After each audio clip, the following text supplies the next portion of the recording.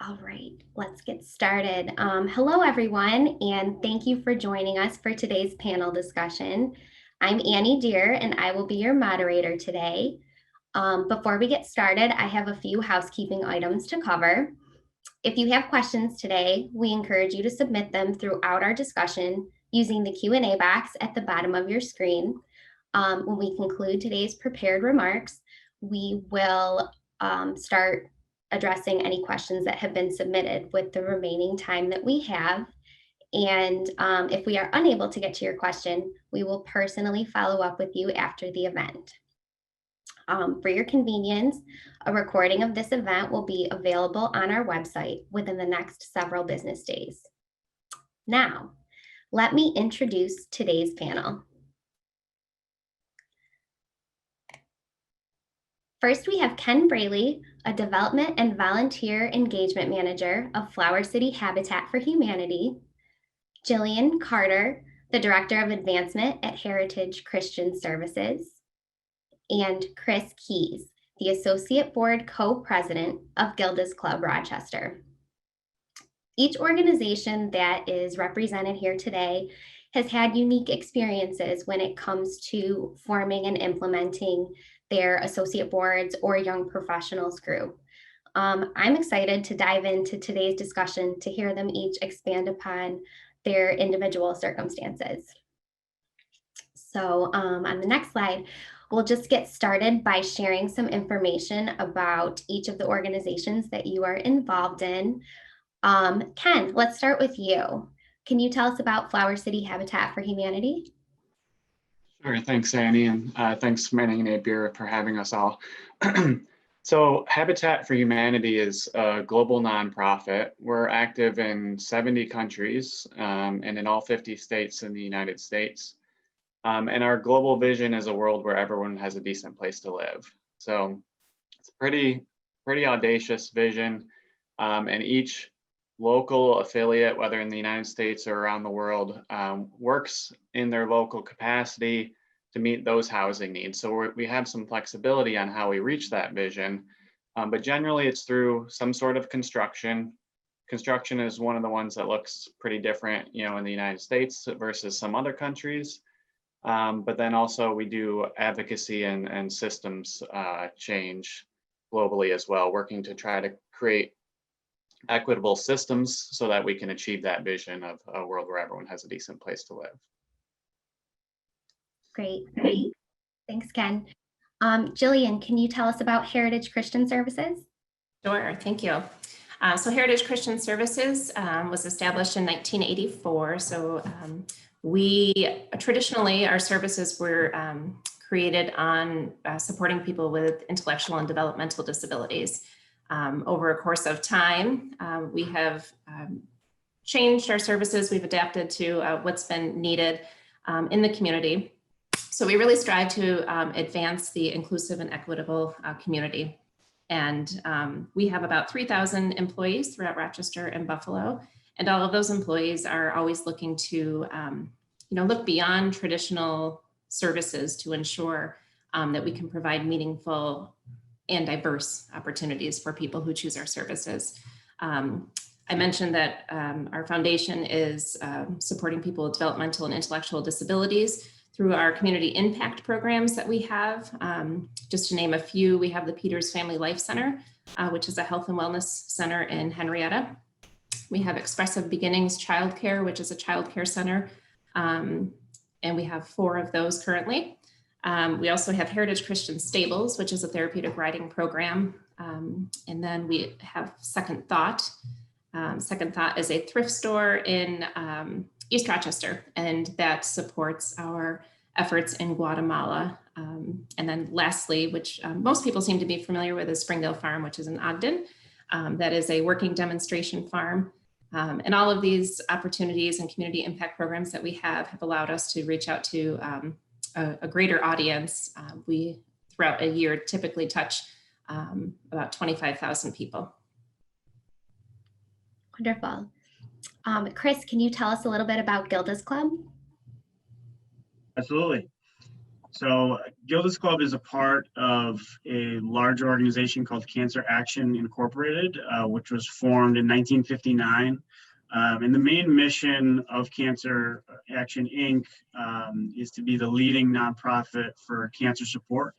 And so the group provides highly responsive prevention, education, wellness programs, support services to all of those that have been affected by cancer.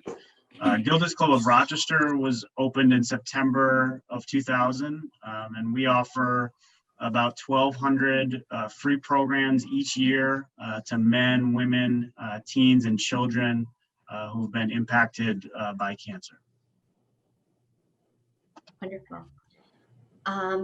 Well, now that we know a little bit more about your organizations, can you tell us how long your associate board or young professionals group has been operating and how it's evolved over time?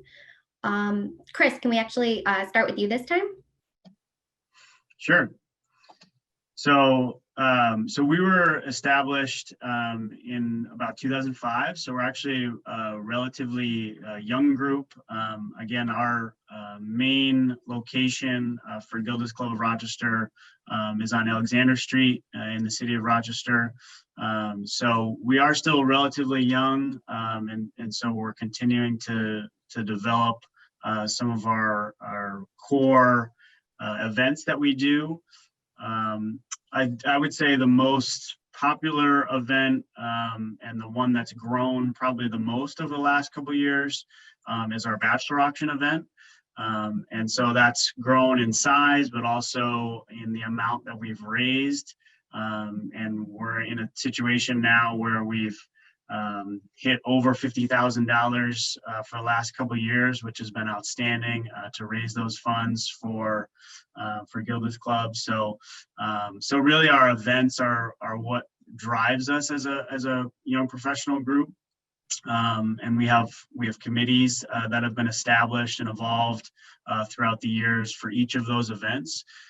So we're just continuing to meet with those committees and try to keep them as active as possible. And again, just creating new events as things change here, obviously. And so, yeah, we really want to continue to evolve and continue to expand our group and do more for Gilda's Club so that Gilda's Club can continue their services and continue to make a huge impact in the Rochester community. Great, thanks, Chris. Jillian, can you tell us a little bit about how the Heritage Christian Professionals have been operating? Sure. So about 5 years ago, one of our volunteers had actually suggested the idea of creating a young professional group. It was something that was brand new to us. We have always had a tremendous number of volunteers, but really focusing in on young professionals was something we hadn't yet done. So 5 years ago, like I said, we created the group. Over the course of time, that group has really, the thing that seemed to be most, that appealed to most of our members was events. So what they were looking to do was host things. We had guest bartender nights. We helped support car shows that were already existing, but they were looking for a little support. So we worked with them and they sent the proceeds to us, to Heritage Christian Services. We also do volunteer days at some of our programs and sites to help do things that our facilities crew just can't get to. I think one of the most memorable ones for me was taking a pool down at one of our sites. Always fun, interesting. Actually, Annie and her husband Trevor have, have served on our young professional group, which has been great. But the way that it has evolved, I would say, is that all of the what we would call third-party fundraisers, where they're coming up with ideas to host, we found that the involvement of existing events that Heritage Christian hosts already, that people were finding a nice place to join that committee. So instead of creating brand new events, our young professionals have wanted to be part of something that exists and help that grow and really help us reach and surpass our goals there. So I think that's how it's evolved mostly, is that we've kind of done away with the third-party events and really focused on our major fundraisers. Great. Thanks, Jillian. Yeah. Ken, can you tell us about the Habitat Young Professionals framework? I know you've mentioned to me that it has a pretty strong national framework that you've implemented at the local level in the past. How are you utilizing that as you plan to kind of relaunch the group again? Yeah, so as I was mentioning, with Habitat being a global organization, one of the great advantages is we don't always have to reinvent the wheel. Our national office in Atlanta creates, or our international office actually in Atlanta, creates frameworks for us, and each affiliate can either choose to use them or not. And there's always, some flexibility within there. I've been with Habitat at this affiliate for about 5 years now, and what I've seen in our young professionals program, when it was operating a few years ago, one of the primary operations that they did was volunteer days on the construction site, and then also events-based fundraising. We also did guest bartender nights and things like that. So those I expect will probably be popular when we relaunch, but similar to our other volunteer programs and how Jillian was saying, we're looking for ways to get our volunteers involved in the overall mission and not just, staying in one lane. So part of what we want to see happen is have our young professionals group be a liaison to other programs. We have a very strong Women Build program that fundraises and builds an entire house a year. Manning has a team on that program. We have our, our annual gala that we have a lot of volunteers involved in, and we have construction and restore, our nonprofit thrift store, that all have these great opportunities for young professionals to put their skills to use to help elevate our mission through marketing and communications, to help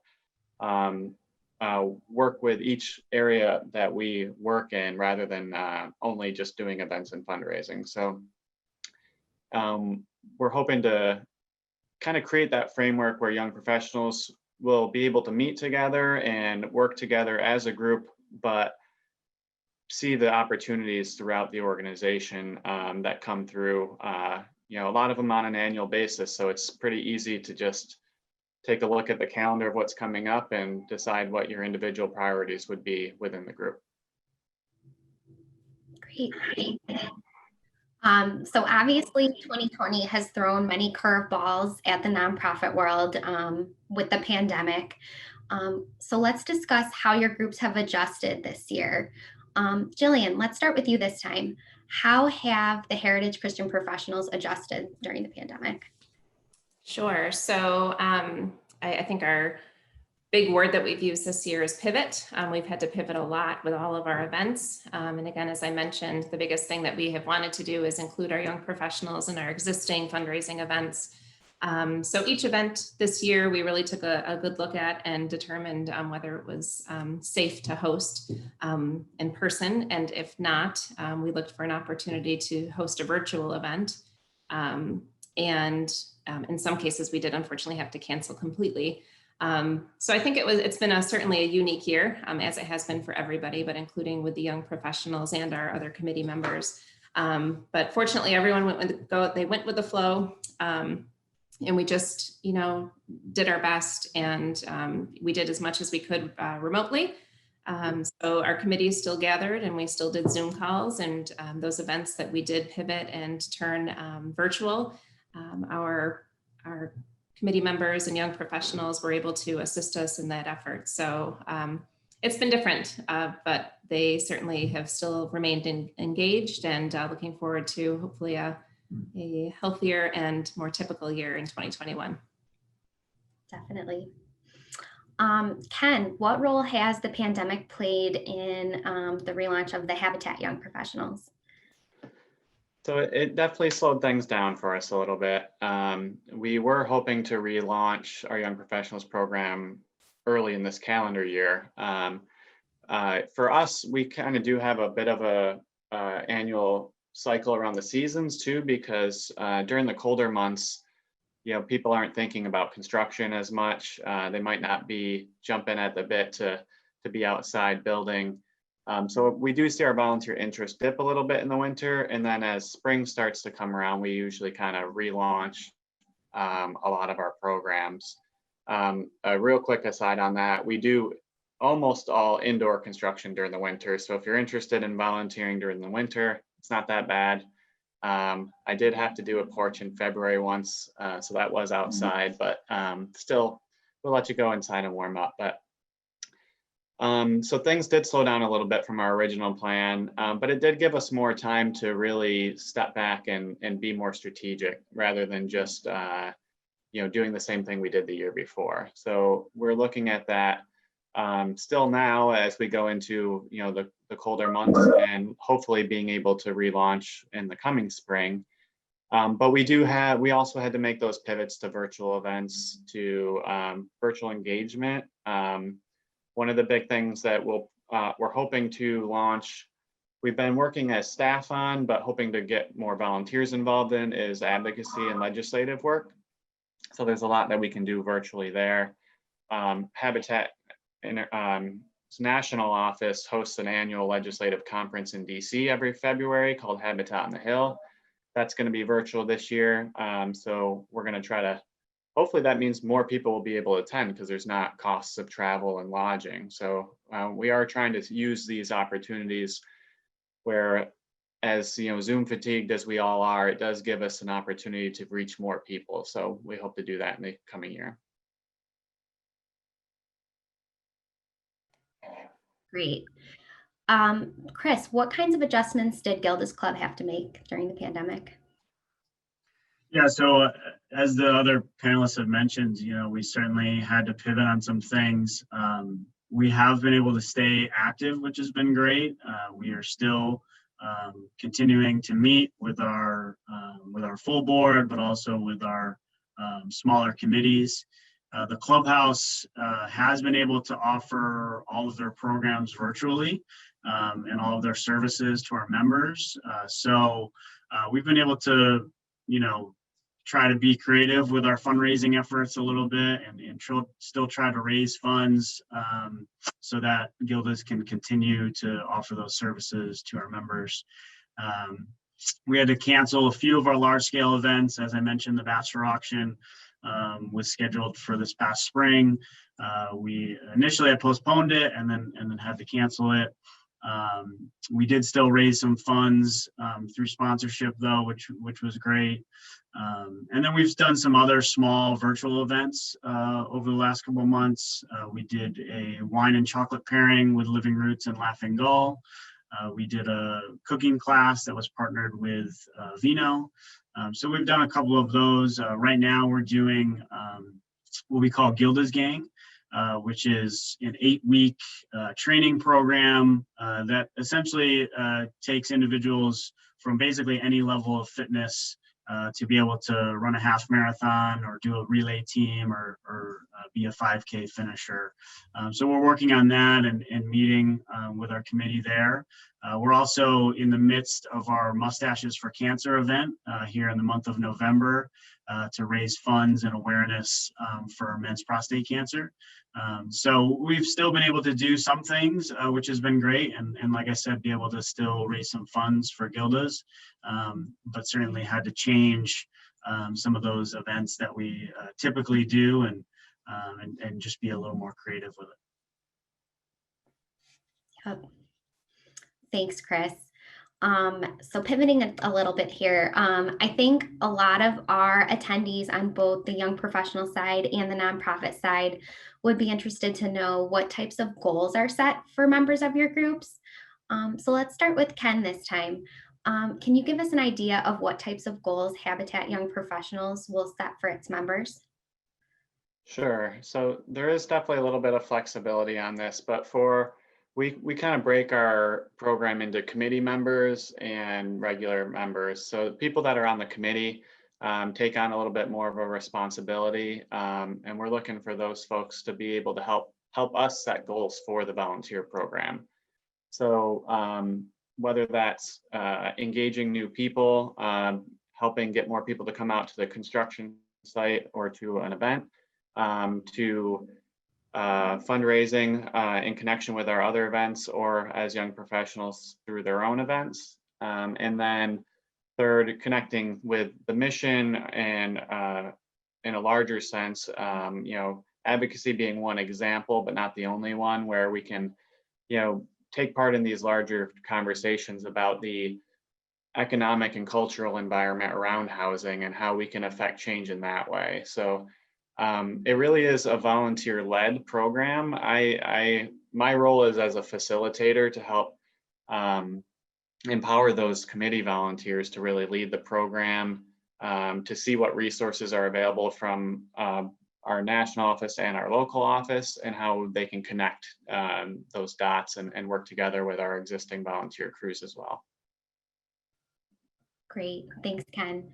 Jillian, what types of goals do the Heritage Christian Professionals have? Sure. So as I mentioned, we are encouraging our young professionals to join our existing committees. So all of our fundraising events do have financial goals that we're always looking to achieve. So they do help us work toward those. We also ask that they serve as ambassadors for Heritage Christian Services. So when they're out and about, they can kind of talk about who we are, what we do. I think the biggest thing that we want to emphasize, as you likely notice, that Christian is in our name of our organization. We do support people of all faiths. We employ people of all faiths, and Christian is just, in our name to remind us that we want to focus on excellence, and compassion. So that is one thing that we do ask our ambassadors to just help us get the word out, so that they realize that this is a group for everyone, and we can support people of all abilities. So financial goals, we have, we would love for the members to help us recruit more people to serve on the Young Professionals group, or just get them engaged in some way. I did mention that one of the things we always do have a goal to attend at least one site or program so that we can make a difference and help them with some of their needs around their site. So really our committees outline our goals, and they kind of go along with those. Great, thanks, Jillian. Sure. Chris, what kinds of goals does Gilda's Club set for its associate board? Yeah, so some of our main goals, one of our main goals is really to raise as much funds as possible for Gilda's Club, again, to provide those services to the members. We also encourage our board to really spread the word about the services that Gilda's offers. I think a lot of people know about different services for the physical things that cancer affects, but sometimes the mental and emotional things get put to the side. And those are really important for those that are dealing with cancer, whether it's a family member or the person themselves. So we really encourage our board to really just spread the word about those services. We also do some type of community service work at least twice a calendar year. Obviously during a pandemic that is a little more challenging, but we certainly try to do that a couple times a year as a group. And then finally, we just really look for, to be able to have a few events with our members and really connect with them and hear their stories, because that really drives our passion as a group is hearing the stories of the members of Gilda's Club and hear what they have been through, and that really, creates that passion for us to push forward and really drive the energy and the passion for Gilda's Club. Great, thanks, Chris.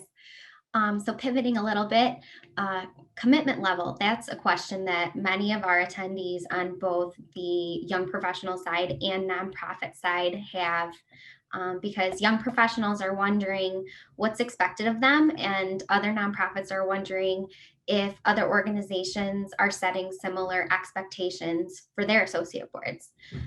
So let's talk about what types of roles members can take on and what level of commitment is expected in terms of things like volunteer time, fundraising, and leadership positions. Chris, do you actually want to start us off here? Sure. So we have a couple of different levels within our group. So, we have our board members, and we also have the committees for each of our events. And so there's a few leadership roles that our members can take advantage of besides just being on the board. They can head some of those committees, and we ask that each board member is at least on one of those committees. They don't have to be in charge of it, but as long as they're on it and are participating and attending those meetings, they can fulfill that requirement. And then we also have an executive board. And so that's something that I'm a part of as being a co-president, is our executive board. And again, that is kind of a little step up with our leadership team. And we meet a little bit more often than we would as a general board. And then we actually also have a lot of former board members that are still involved with our group and with our events. We call that our Friends of Gildas. Or those are some people that aren't yet ready to be part of the board, of the associate board. And so they're still involved. They volunteer for a lot of our events. A lot of them donate their time and their money to the cause. And so it's great to have that large group of support to our associate board as well. And then we also expect that each member contribute $100 per fiscal year to help with those fundraising efforts. That's something that's very easy throughout the year because we do have so many events that we hold. And so that's generally not something that is too much to ask of our group. And we do have our finance committee that kind of helps keep track of that for our members. And then basically with our meetings, we meet on a bi-monthly basis. And like I said, during our pandemic, we've still been able to do that through Zoom. We do some other fun things too, like usually this month we have our holiday meeting where we all get together at someone's house. So we do some of those things too to try to create some camaraderie between our group and try to get to know each other on a personal level as well. Great, thanks, Chris. Jillian, can you tell us about some of the different roles that Heritage Christian professionals can take on and what that commitment level looks like? Sure. So the committees that I referred to are existing event committees. I'll kind of focus there. But I will also note that Heather Gioka, who is our volunteer coordinator, and she's actually on this call, I believe. Heather is the person that you would reach out to first if you were interested in serving on the Heritage Christian Professionals. And she would chat with you a little bit and kind of get a better understanding of, what your area of interest is, how you want to be involved. And then she would see if she could find a good fit on one of our event committees. We have everything from Heritage Hero, which is a 5K, 10K event that is held at Seabreeze. We also have the Golf Classic. We have Boots and Barrels, which is a fundraiser for our therapeutic riding program. That's a fun one where we work with local breweries and wineries, and that's an opportunity for us to share a little bit about what we do at the stables with the community. And then we have another event called the Finger Lakes Extravaganza that's hosted at the Strathallan. And that is more of a high-end event that we have pairing local Finger Lakes wines and local foods. So that's another great one. But depending on what your area of interest is, we really try to use the talents and interests of our young professionals. So the volunteer time is typically we host one 1 hour meeting a month for our events leading up to it. Usually about, I would say 10 months out of the year, you can plan on that. And, whatever your interest is. So you could support our recruitment of sponsorships, or perhaps you're assisting in securing items for our auctions. We really kind of look to you to see what your area of interest is. I know that we've definitely had some people who enjoy marketing, so they've helped us with our collaterals and things like that. So, you know, really, we look to the individual to tell us what they're looking for. We want to be sure that they get a good experience here, and ensure that they have opportunity to network with young professionals. And I think the other benefit of working on a committee, an existing committee, is that they have the opportunity to work with seasoned professionals as well. Great. Thanks, Jillian. Ken, I know that you're looking for folks who are willing to take on some active leadership roles. Can you tell us about what some of those might entail? Sure. Yeah, and just to echo both the other panelists, our committee structure and engagement is pretty similar. Definitely looking to see what volunteers' skills and interests are, and trying to make sure that the volunteer role matches that. Each of our committees and young professionals being one, the one that we hope to relaunch soon, generally is chaired by a volunteer chair or two co-chairs, and then each other individual on the committee usually focuses in one area, whether that be marketing or fundraising or volunteer recruitment, being the three we try to fill on every committee. And then beyond that, we can add on additional things, like we've had specific people that wanted to do photography specifically, so we were able to get them involved, and whether that's connected through young professionals or Women Build or our development committee or our gala committee, other fundraising initiatives. There's different ways to connect, but for young professionals specifically, we would want to line up those leadership positions first, so that we can have that leadership in place, and then be able to recruit the rest of the committee, and then build out our public volunteer program, where we would invite people to come, with no commitment, just to attend events or attend a build day, or attend an education event. I think that's it. Okay. So moving on, something that's great about associate boards is that they bring together a group of people who have diverse skill sets and varying perspectives, but everybody has the same goal of making a difference in the organization that they're involved in. So what are some specific qualities that your groups are looking for in an ideal member? Jillian, do you want to start us off this time? Sure. We're always looking for somebody who's passionate and dedicated. We want somebody to really understand the mission of our organization and be able to, help push that out. Somebody who is proactive and can work well with a team. Somebody, certainly if somebody is seeking leadership opportunity. One of the things I did not mention, but I do want to share. So Heritage Christian Services has an agency and a foundation board of directors. A great way to get involved, if you do have an interest in serving on that board or either of the boards, is to really get involved. So this is another opportunity why we thought it was beneficial to get our young professionals involved in our committees, so that they have an understanding of who we are and what we do.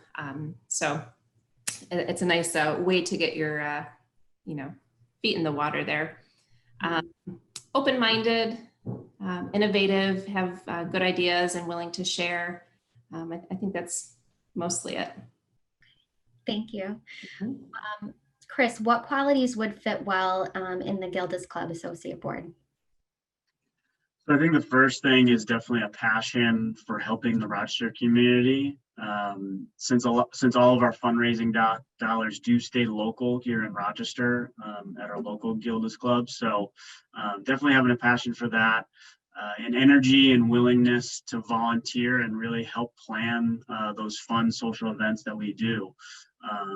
And then be an advocate for Gilda's Club services, like I mentioned before, so that people know about the services that Gilda's Club offers, and encouraging people to take advantage of those services, because they are free services to the members. We also like, things that are a little bit of a plus too is good connections throughout Rochester for sponsorship opportunities, because all of our events offer those opportunities. We also, sometimes look for connections to local news or radio stations. Currently, we're looking to really increase our diversity within our group. And we do have a couple open spots currently. So if anyone is interested in looking, be happy to help out, and that would be great. And we would definitely appreciate people reaching out to me or to anyone else on our current board to get involved. Great, thanks, Chris. Ken, are there any specific attributes that the Habitat Young Professionals is looking for in a member? Yeah, absolutely. Like the other said, and I think every nonprofit is looking for, is that match in values, of course, that passion to help us achieve our overall mission and vision. That's critical and foundational. But once we get past that, we're really looking for people who know how much they can commit, because I can't really tell you that. I can't tell you if you're biting off too much to chew. So we're looking for people who know what they're able to contribute, can commit to that, and then follow through on that. Like I said, we do have a great framework in place, a lot of great ideas. We don't want to see volunteers burn themselves out chasing too many of them. So really strategically picking, our young professionals group could do 20 different things. There's lots of different ways to get involved in Habitat, but we really want to be careful to not overdo it, to stay focused and make sure we do the things that we choose to do well. Great. Thanks, Ken.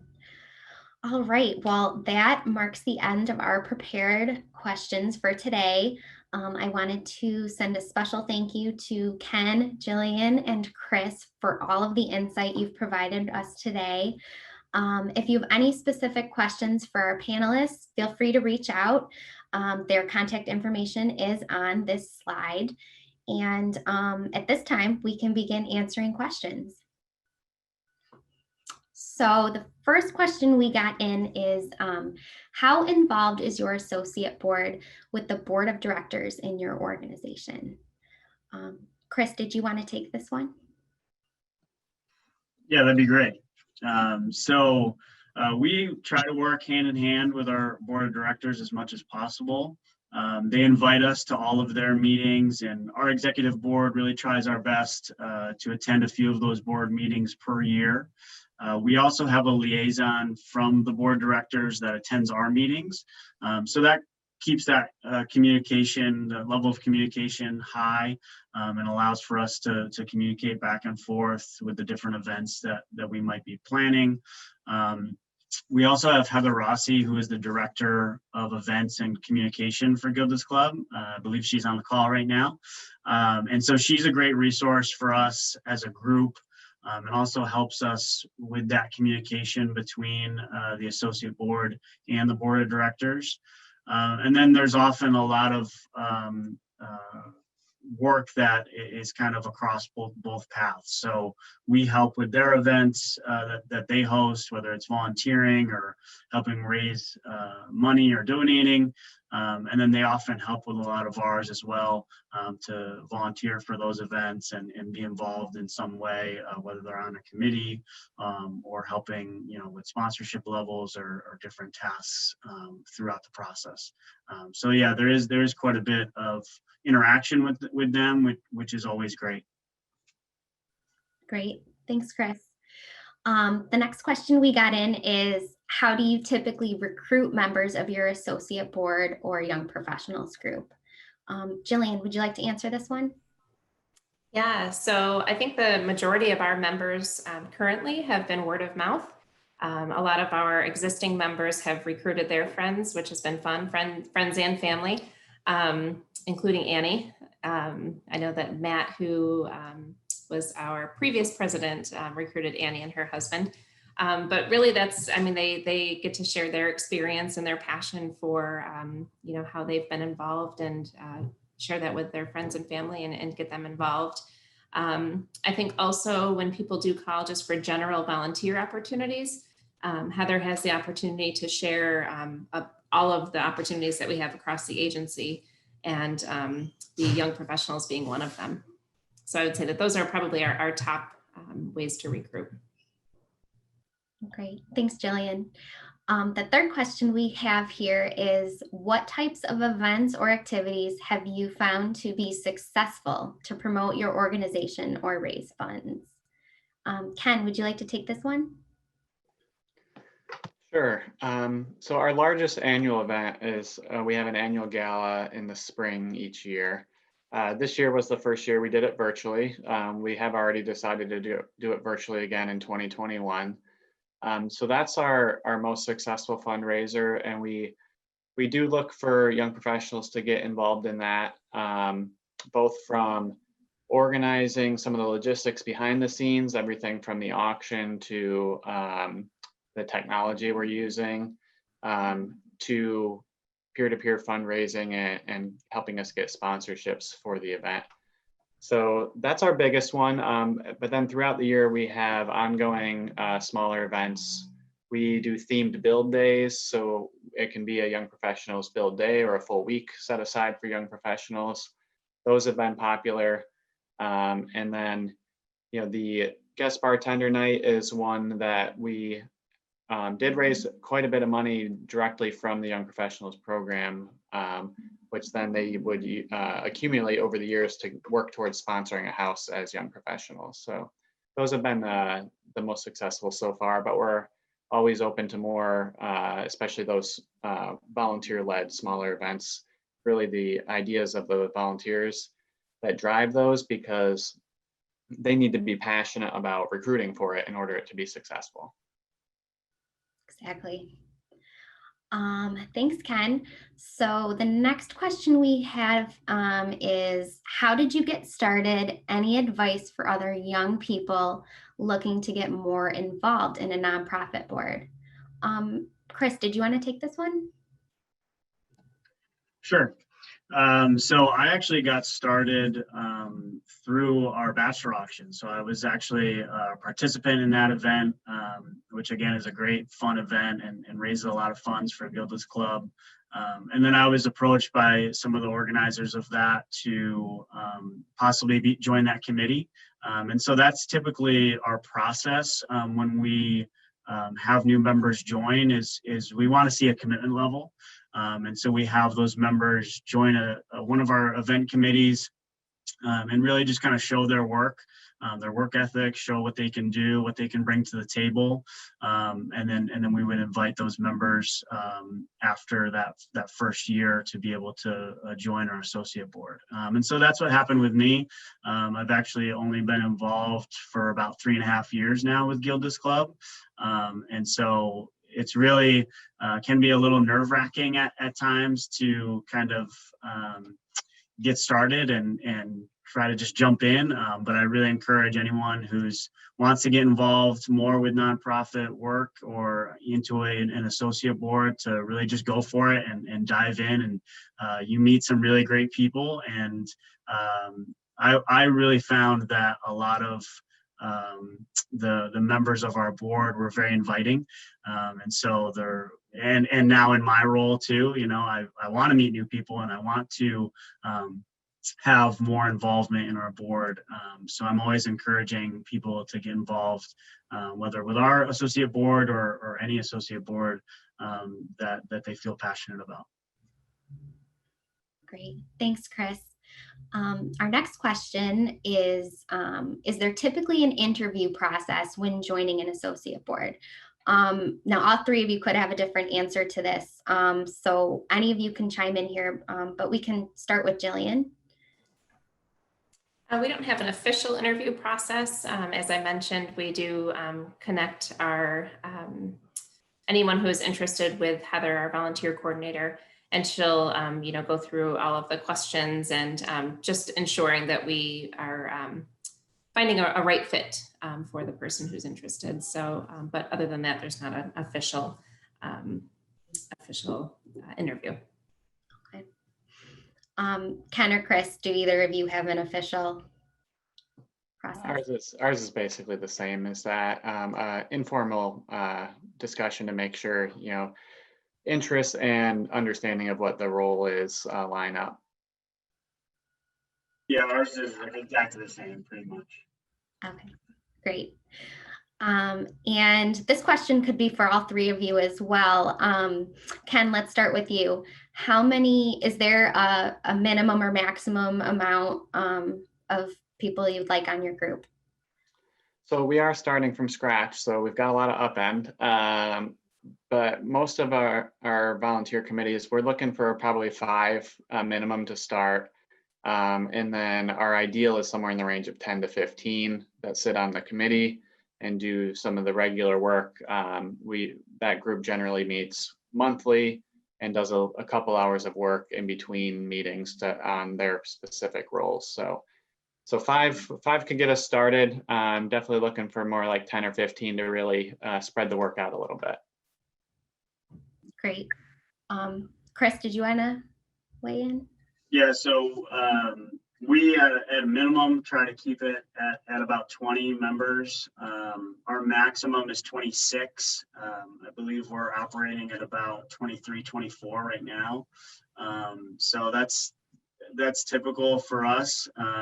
Usually to have a couple open seats here and there as members join and leave, or we've even had members go to the board of directors as well. So yeah, we try to operate in those low 20s. That way we have enough manpower to really help with all of our committees, because we try to keep those at least 10 people for those committees to get a lot of ideas out there, and there's a lot of work with a lot of these events, so we want to make sure we have enough manpower to run them.